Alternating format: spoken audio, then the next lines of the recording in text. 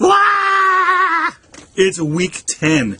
Anyway, we are finishing up our publications unit for English 4320. Pleased with the work there so far. And more importantly, we're beginning Unit 3, which is fundraising. The way organizations get money. Now, there are a lot of different ways to fundraise, and I strongly recommend that you all look at, if you're truly interested in working in the nonprofit world, there are a lot of good books, but there's a book called Fundraising for Dummies, and don't let the 4 dummies fool you. It does a really good job of breaking out the major things. Any organization that's successful is going to have multiple streams of money.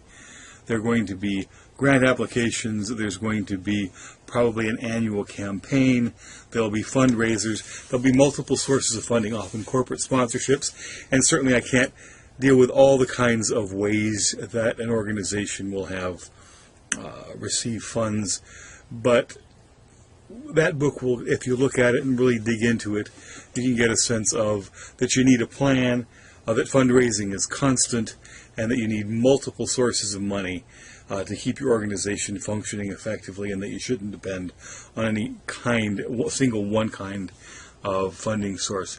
But we're going to look at 3 different kinds of writing that have to do with fundraising. The first is going to be your basic donation letter for your annual campaign or some other maybe specific program. These are pretty common. They get written, they get mailed out, and we hope that a certain portion of the people who receive these will think, okay, I'm going to fill out a check and send it back. And the second we're going to do is look at a targeted ask, an ask specifically from a corporation. When I say ask, it means a request to a corporation or a business to sponsor something, to provide dollars for a program. These can be very helpful, and often they are done as part of an organization, or part of a company's marketing. For example, we get a certain amount of money from a local chain every year. It comes from their advertising dollars to support us in some of our summer programming, and we're glad to do it. We put the name of that company on our publications, and it's a mutually beneficial relationship. It's maybe call it enlightened self-interest. And the third, we're going to touch just very, very briefly on grant writing. Now, if you've had me before, you know that my professional bread and butter is grant writing. I look at grant writing. It's all its forms. I've written all kinds of stuff about grant writing.